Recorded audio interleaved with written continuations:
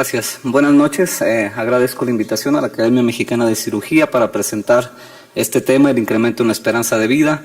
Tal y como lo dijo el doctor Luis Miguel, yo me voy a abocar un poco más a los aspectos numéricos de cómo hemos ido avanzando en términos de la esperanza de vida. Primero, la definición. La esperanza de vida al nacer indica la cantidad de años que viviría un recién nacido si los patrones de mortalidad vigentes al momento de su nacimiento no cambian a lo largo de la vida del infante. Es decir, esto es un promedio simplemente de cómo estamos observando los patrones de mortalidad en el momento en el que estamos. Antes de que hubiera una medicina moderna y que estuviera disponible para una gran parte de la población, había una combinación elevada de mortalidad infantil y mortalidad en la edad adulta, lo que reducía significativamente la esperanza de vida al nacer. El doctor Luis Miguel lo mencionó, siempre hemos tenido población envejecida, población mayor de 60 años o más, o adultos mayores como lo llamamos ahora, y como ejemplo traigo estos reyes de Inglaterra y de Gran Bretaña, y como vemos, por ejemplo, Guillermo I, que vivió de 1027 a 1087, alcanzó los 60 años. Matilde I a los 64. Si nos vamos a los años 1500, 1600, la reina Elizabeth I llegó hasta los 70 años.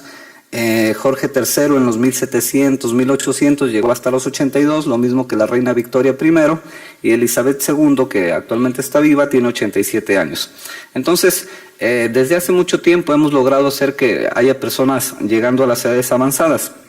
Lo que no habíamos podido hacer es que prácticamente la mayor parte de la población llegue a estas edades. El ejemplo aquí es la esperanza de vida. En la línea roja está la esperanza de vida de la población total, la azul es la de las poblaciones desarrolladas, la verde las de poblaciones en desarrollo. Y ponemos el ejemplo de Jorge III, que vivió hasta los 82 años, y vemos, por ejemplo, que la diferencia con la esperanza de vida de un país desarrollado era de alrededor de 50 años. 100 años después, Victoria I vivió hasta los 82 y entonces la diferencia se reduce a 35 años con respecto a la esperanza de vida de esos países, y en el año 2000 la diferencia es solamente 10. Entonces hemos sido bastante exitosos en lograr que la población en general llegue hasta los 60 años o un poco más, y hemos logrado incrementar la esperanza de vida. Casi todos estos incrementos, como bien lo dijo el doctor, en los últimos 80 o 100 años, se han debido a que hemos podido ser efectivos en la reducción de la mortalidad por enfermedades infecciosas.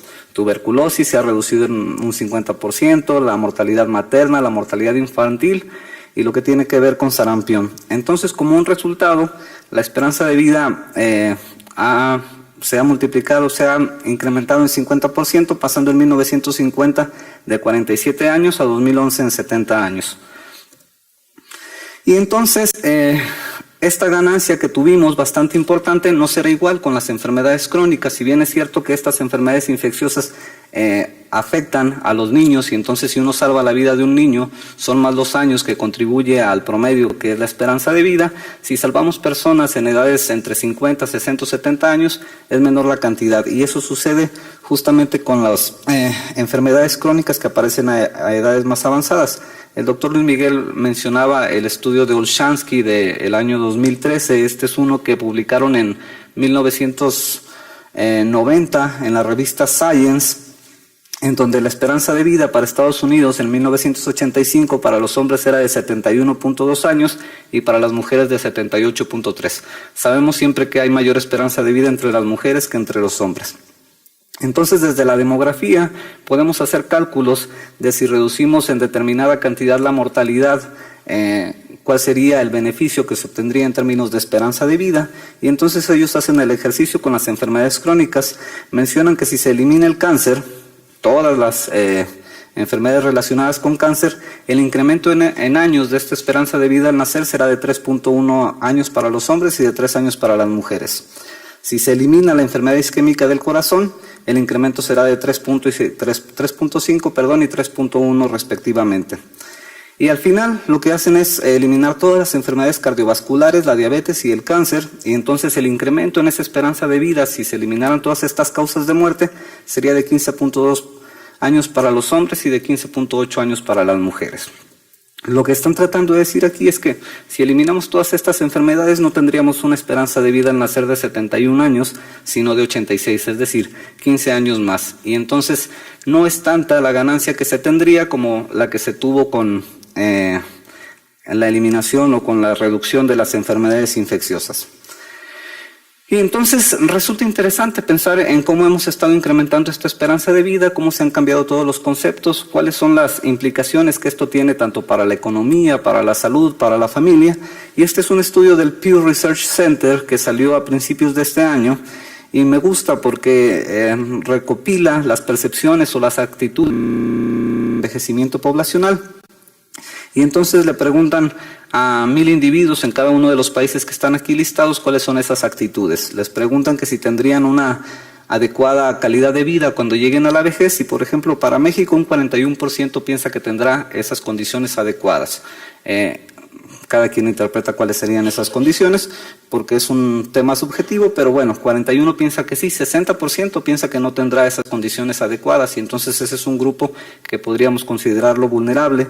Después se les pregunta de quién sería la responsabilidad de la carga o de atender a estos adultos mayores y entonces un 11% responde que la responsabilidad es de ellos mismos, un 36% responde que de la familia y un 32% del gobierno. Entonces, para aquellos que responden que ellos mismos y la familia, podemos pensar o podemos hacer un ejercicio simple en términos de cómo afectará a la familia. Por ejemplo, esta es la esperanza de vida al nacer para México. En 1930 era de alrededor de 35 años y en el año 2000 ya llegamos alrededor de los 73 y para el 2012 tenemos 74, con 77 para las mujeres y 71 para los hombres. Si pensamos en la tasa global de fecundidad, que es el número promedio de hijos que tienen las mujeres, en 1970 era de alrededor de 6 y para el año 2010 es alrededor de 2 hijos. Entonces este cambio en la estructura familiar nos está dando diferentes opciones o concepciones de quién tendría que hacerse cargo, quién tendría que cuidar a los adultos mayores. Uno supondría que si tengo 6 hijos, cuando menos 1 o 2 o la probabilidad de que alguno de ellos me cuide será un poco más alta que si solamente tengo 2 hijos y quizás ninguno de ellos me cuide. Y esto resulta bastante interesante cuando pensamos en los actuales adultos mayores, tuvieron más o menos un perfil homogéneo en términos de su estado civil, casi todos se casaron una vez, algunos enviudaron y se volvieron a casar, pero por lo general no había esos divorcios que ahora estamos viendo y que de alguna manera van a impactar en hacer un poco más la relación de cuidados en las futuras poblaciones de adultos mayores.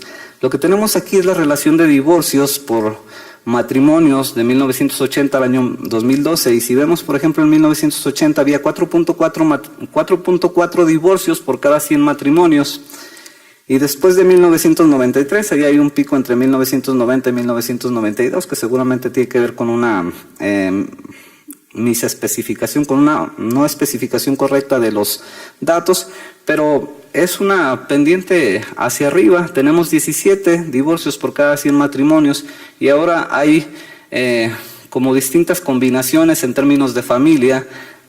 Se casan, se separan, tienen hijos con una primera esposa, tienen hijos con una segunda esposa, entonces los hijos no viven con el papá, sino que viven con la mamá y entonces, ¿quién cuidará de quién? ¿Cuidaré a mi mamá? ¿Cuidaré a mi papá? ¿Cuidaré a mi padrastro? ¿Cuidaré a mi madrastra?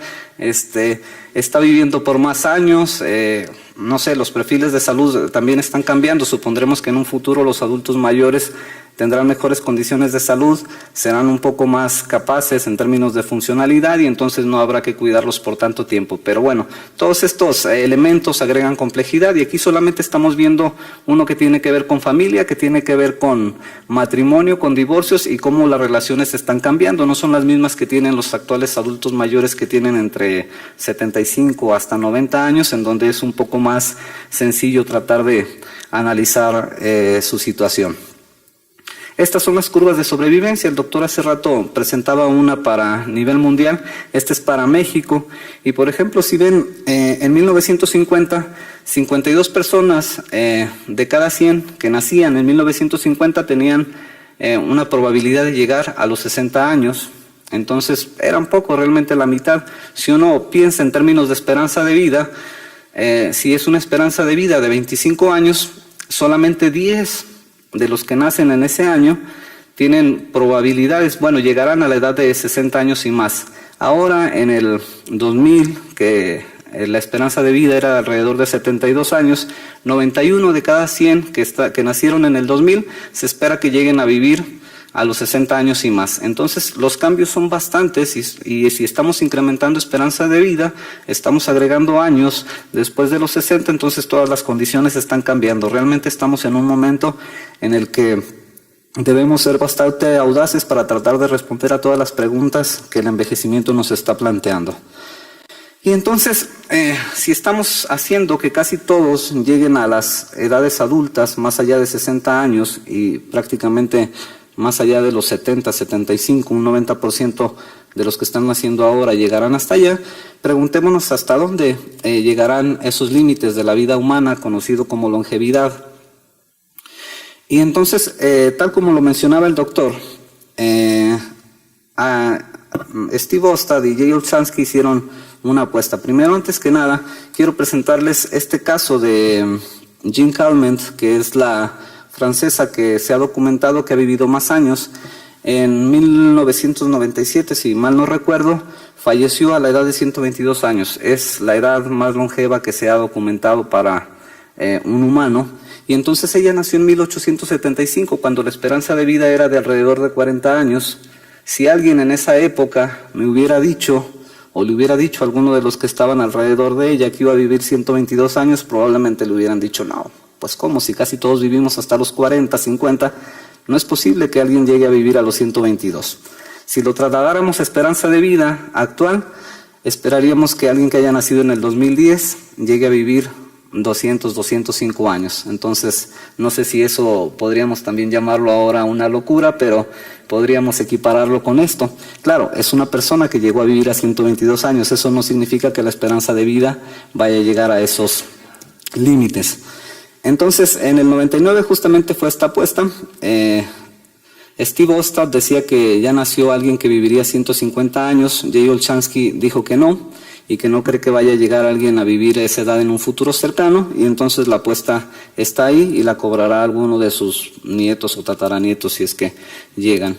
Lo que sí es que las cifras actuales e históricas están a favor de Olshansky. Yo estoy junto con él. Creo que en términos de esperanza de vida, llamándose un promedio de lo que es cuánto vamos a vivir como población en general, no creo que logremos alcanzar 150 años como esperanza de vida. Que alguien llegue a vivir a los 150 años de estos 7, casi 8 mil millones que somos en la Tierra, creo que las probabilidades son altas. Además, Olshansky dice que la obesidad y algunas otras enfermedades tendrán una disminución en la esperanza de vida, tanto en Estados Unidos como a nivel mundial, y entonces esto hace que se retarde. Las proyecciones para 2050 a nivel mundial señalan que solamente vamos a ganar 3 años en términos de esperanza de vida. Eso es poco con relación de lo que se ha ganado en los últimos años.